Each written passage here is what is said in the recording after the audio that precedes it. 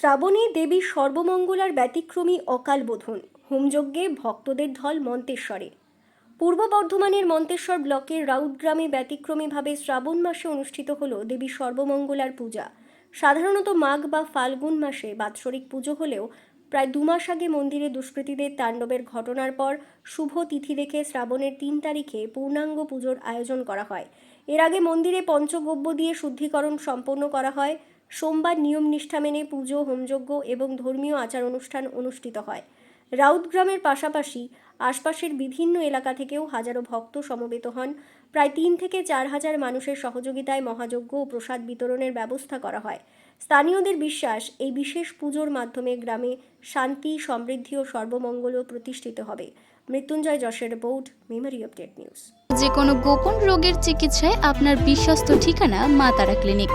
ঠিকানা মেমারি তারকেশ্বর রোড, সুলতানপুর মোড়ের সন্নিকটে। যোগাযোগ 8967764684 এই নম্বরে। তাই গোপন রোগ চেপে রেখে আর জীবন নষ্ট নয়। আজই যোগাযোগ করুন এবং সঠিক চিকিৎসার মাধ্যমে সুস্থ ও সুন্দর জীবন ফিরে পান।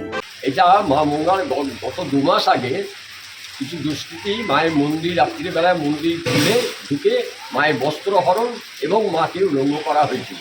তাতে মা অশোভিত হয়েছিল এবং সেটা হওয়ার পর সাময়িকভাবে, যেহেতু নিত্য পূজা হয়, সাময়িকভাবে পঞ্চকব্য শোধন করে আমরা মায়ের পূজা চালিয়ে দিয়েছিলাম। পঞ্জিকা মতে, পঞ্জিকা দেখে সেটা 3রা শ্রাবণ ভালো দিন দেখে আমরা ওই দিন ঠিক করে রেখেছিলাম।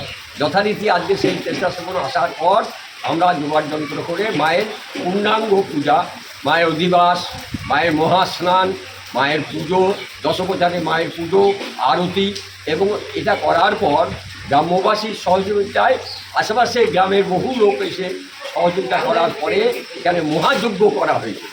সেই মহাযজ্ঞ করার পর প্রায় 3 থেকে 4 হাজার লোক এখানে অন্নগ্রহণ করেছে এবং সেই অন্নগ্রহণে শুধু আমাদের রাউতগ্রাম নয়, রাউতগ্রামের আশেপাশে আরও 4-5টি গ্রামের লোকেরা এখানে এসে যোগদান করেছিল। তারা অন্নগ্রহণ করেছে, মায়ের প্রসাদ ভক্ষণ করেছে এবং তারপরে তারা বাড়ি গেছে। এই পর আমাদের পূজা শেষ হয়েছে। এই মন্দিরের বয়স আনুমানিক কত হবে? প্রায় 1000 বছর ধরে রাখুন। এই পুজো প্রতিদিনই হচ্ছে? নিত্য পূজা হয়, নিত্য পূজা, নিত্য ভোগ, মায়ের অন্নভোগ হয় এবং সন্ধ্যাবেলায় সন্ধ্যা আরতি হয়। এটা নিত্য, কারণ এই মায়ের সঙ্গে নারায়ণ শিলা আছে, মহাদেব আছে, মা মনসা আছে, একত্রে যুক্ত আমাদের, এবং এটা নিত্য পূজাই হয়। এবং সমগ্র গ্রামবাসী এইখানে যা কিছু অনুষ্ঠান হয় সব এই মন্দিরে এসে অনুষ্ঠানটি করে। যেমন বিপত্তরণ, জয় মঙ্গলবার, অন্যান্য ষষ্ঠী, অন্যান্য পূজা ইত্যাদি যা কিছু হয় সবই এই মায়ের মন্দিরে এসেই হয়। আপনার নাম পরিচয়? আমার নাম সুব্রকেতন ভট্টাচার্য, আমি এই মায়ের সেবাই।